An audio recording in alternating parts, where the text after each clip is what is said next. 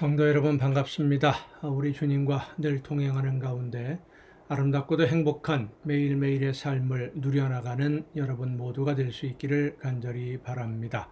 오늘 우리가 함께 은혜를 나눌 본문 말씀 요한복음 4장 19절부터 26절까지에 있는 말씀입니다.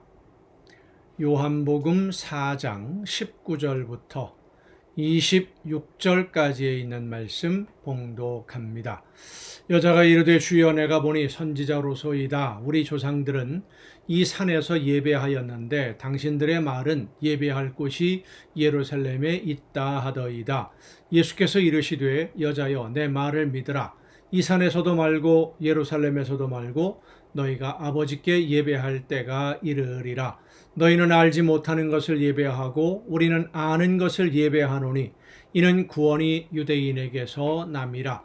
아버지께 참되게 예배하는 자들은 영과 진리로 예배할 때가 오나니 곧 이때라. 아버지께서는 자기에게 이렇게 예배하는 자들을 찾으시느니라. 하나님은 영이시니 예배하는 자가 영과 진리로 예배할지니라. 여자가 이르되 메시아 곧 그리스도라 하는 이가 오실 줄을 내가 아노니 그가 오시면 모든 것을 우리에게 알려주시리이다.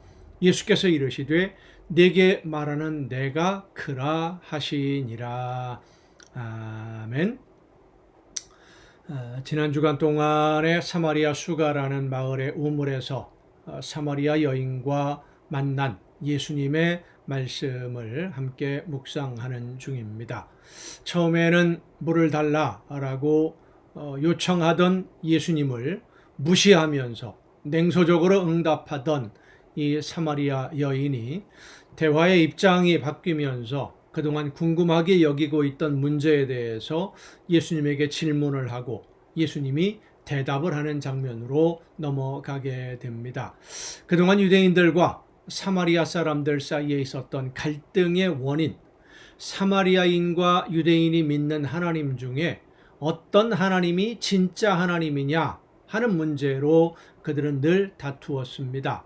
왜냐하면 이 사마리아 지역은 과거에 이스라엘의 남북 왕국으로 나누어져 있을 때 북왕국에 속한 지역입니다.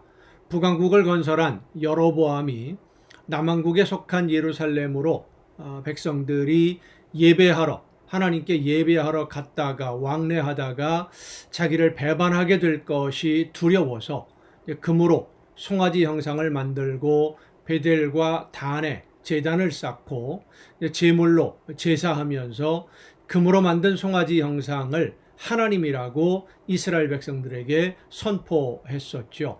그 이후로 북왕국의 이스라엘 주민들은 단과 베델에서 예배하는 것이 하나님께 예배하는 것으로 알고 있었고 우상을 섬기면서도 그들은 하나님을 믿는다라고 생각을 했던 것입니다.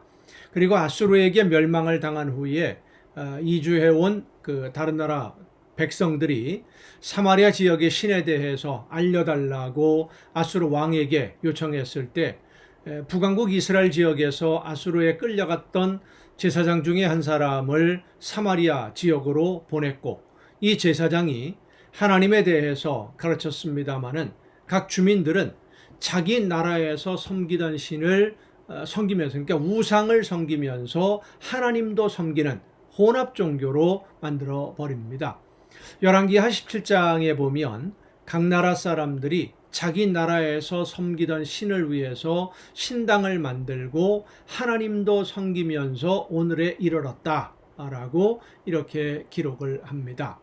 그래서 사마리아 사람들과 유대인들은 자기들이 섬기는 사마리아 사람이 섬기는 하나님이 진짜 하나님이다. 유대인들은 아니다. 우리가 섬기는 하나님이 진짜 하나님이다 라고 주장을 하는데 이제 그러면 하나님이 어떤 예배, 어디에서 드리는 제물을 받으시느냐 하는 문제로 또 다투고 있었던 겁니다. 유대인들은 하나님이 거하시는 집인 예루살렘 성전에서 예배를 드리고 제사를 드려야 된다라고 이야기하고 있었고 사마리아 사람들은 지금 오늘 본문에 보면 이 산에서 그리심산입니다. 사마리아 지역 중심부에 있는 산인데, 이 그리심산은 이스라엘 민족들에게는 그 여러 가지 전통이 있는 산이죠. 가나안 땅을 처음 점령했을 때 그리심산과 에발산에 백성들을 나누어 세워놓고, 그리심산을 향해서는 축복을, 에발산에서는 저주를, 그러니까 하나님의 말씀을 따라 순종하면 복을 받는다 그러면 그리심산 쪽에 있는 백성들이 아멘 하고 화답을 하는 거고요. 하나님의 말씀을 떠나서 불순종하면 저주를 받는다 그러면 에발산 쪽에 있는 백성들이 그렇게 된다라고 이렇게 응답하는 그런 그 유서가 있는 산. 그래서 그리심산은 축복의 산이다라고, 하나님이 축복하신 산, 뭐 이렇게 사람들이 믿고 있었던. 그래서 사마리아 사람들은 이 그리심산에서 예배하면 하나님이 복을 주신다, 이런 생각을 가지고 있었던 것입니다. 그래서 유대인들과 늘 그것 때문에 다투고 있었는데, 이제 예수님이 평범한 분이 아니다라는 것을 알게 된 이 여인이 하나님에게 예배하는데 어디서 예배해야만 진짜 하나님을 섬기는 것인지를 예수님에게 질문을 하는 겁니다. 이 여인은 좀 진전은 됐습니다만은 아직도 세상의 일에 관심이 있지, 예수님이 말씀하시는 생명의 샘물, 영원한 생명, 하나님의 나라, 구원, 이것에 대해서는 전혀 알지 못하고 있고 상상도 못하고 있는 그런 중에 궁금했던 문제를 예수님에게 물어보는 것이죠. 그런데도 예수님은 이 여인이 관심을 가져야 될 정말 중요한 주제로 대화를 이끌어 가십니다. 예배는 장소가 중요한 것이 아니라 누구에게 어떤 마음으로 예배하느냐, 하나님이 우리가 영과 진리로 예배하는 그 예배를 받으신다라고 말씀을 합니다. 자, 우리가 이 표현, 예수님의 말씀에 주의해야 될 것이 하나가 있습니다. 우리는 보통 예배 드린다라고 표현을 합니다. 제사라고 하는 의미에서 예배 드린다라고 하는 표현도 틀린 표현이 아니고 맞는 표현입니다만은, 예수님은 예배한다라는 동사적인 의미에서 예배를 표현하십니다. 예수님이 예배하는 것으로 설명하시는 이유는 예배를 통해 하나님께 드려지는 제물은 우리의 삶 전체여야만 하기 때문입니다. 내가 하나님의 말씀을 듣고 그 말씀을 따라 순종함으로 내 삶에서 맺어지는 삶의 열매가 하나님이 기뻐하시는 제물이기 때문에 하나님께 예배하는 것이다 라고 설명하는 거예요. 삶 전체가 예배라고 하는 것이죠. 그래서 어디에서라고 하는 장소, 물론 중요합니다. 하나님께 예배하는 장소 중요합니다. 그러나 장소만큼 중요한 것은 예배하는 우리가 하나님의 감동 주심을 따라 나를 향하신 하나님의 말씀을 듣고 깨달아서 성령의 인도하심을 따라 순종하는 삶의 열매로 하나님께 예배하는 삶을 살 때 우리의 모든 삶을, 그리고 우리가 예배하는 모든 것을 하나님이 기쁘게 받아주시는 줄로 믿습니다. 창세기에 보면 하나님이 가인과 그 제물은 받지 않으시고 아벨과 그 제물은 받으셨다라고 기록을 합니다. 아벨과 그 제물, 아벨을 받으셨고 아벨을 받으셨기 때문에 아벨이 드리는 제물을 받으신 거예요.